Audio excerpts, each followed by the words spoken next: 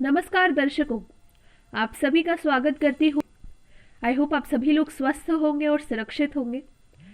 इस वीडियो के शुरुआत में ही आप सभी से एक प्रश्न पूछना चाहूँगी कि आप सभी की जेईई एग्ज़ाम के ऊपर जीत की तैयारी कैसी चल रही है। आई होप आप सभी लोग जोरों शोरों से पढ़ाई कर रहे होंगे। If any time you need any assistance और एक्सपर्ट गाइडेंस तो बिल्कुल हमें बताइए, will get back to you. इस वीडियो में आपको जेईई एग्ज़ाम के ऊपर पूरी इन्फॉर्मेशन दी जाएगी कि by end of this video you will get to know कि इसमें कौन अपीयर हो सकता है और कितनी बार अपीयर हो सकता है। साथ में इसकी कुछ विशेषताएं हैं, आपको बताती हूँ।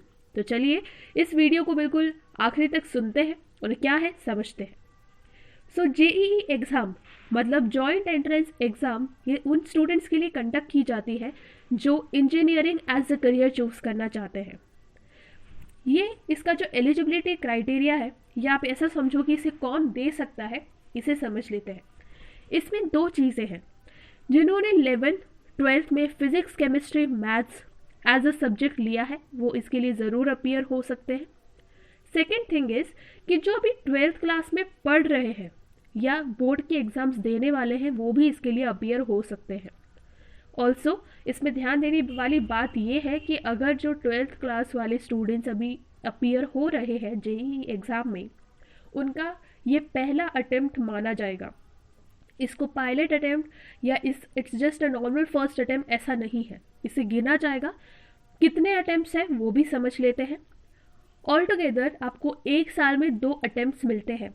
ये 6 महीने बाद कंडक्ट की जाती है, तो दैट मीन्स आपको टोटल 6 अटेम्प्ट्स है। दैट मीन्स 3 साल में आप इसे 6 बार अपीयर हो सकते हैं। इफ़ इन केस आप पहले अटेम्प्ट में क्लियर ना कर पाए या आपका जो कॉलेज है ड्रीम कॉलेज वो आपको ना मिल पाए, तो बिल्कुल मायूस मत होइएगा, आपके पास 5 और अटेम्प्ट्स होंगे।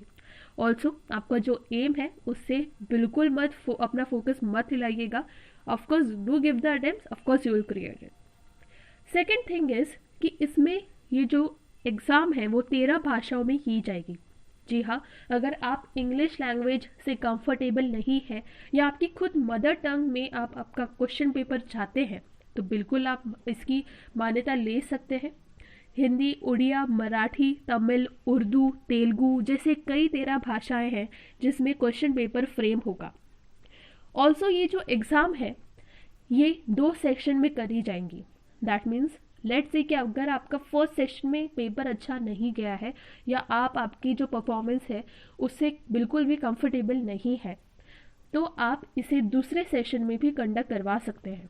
आप ज़रूर फर्स्ट सेशन दे पाएंगे एंड दूसरा सेशन भी दे पाएंगे, बट डिपेंड्स कि आपका पेपर कैसा गया है।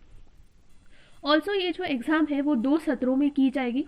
इसका जो पहला सत्र है वो 24 से स्टार्ट होगा और 31 को इसके पेपर ख़त्म होंगे, और जो दूसरा सत्र है वो अप्रैल में स्टार्ट होगा। दैट मीन्स 6 अप्रैल से लेके 12 अप्रैल तक चलेगा। इसमें ध्यान देने वाली बात ये है कि दोनों सत्रों के लिए अलग अलग आवेदन भरने की ज़रूरत नहीं है। हाँ जी, अगर आप पहले सत्र के लिए आवेदन भरते हैं तो वही जो आवेदन है, वही जो एप्लीकेशन है वो दूसरे सत्र के लिए भी मान्यता की जाएगी। तो आप अलग अलग आवेदन ना भरें। अगर आप दोनों सत्र देना चाहते हैं तो ये जो दोनों सत्र है इसका एक ही आवेदन होगा। अगर आप दोनों सत्र के लिए अलग अलग आवेदन भरते हैं तो इसको वर्जित किया जाएगा। दैट मीन्स आप एग्ज़ाम के लिए अपीयर नहीं हो पाएंगे। इसका जो लास्ट डेट है रजिस्टर करने का वो भी जान लेते हैं। इसकी जो रजिस्ट्रेशन है वो ऑलरेडी चालू हो चुके हैं। 12 जनवरी जो है वो इसकी लास्ट डेट है, तो बिल्कुल देरी मत कीजिएगा, अभी आप इसे रजिस्टर कर सकते हैं। और जो दूसरा सत्र है उसकी रजिस्ट्रेशन पूरी 7 फरवरी से लेके 7 मार्च तक चलेगी।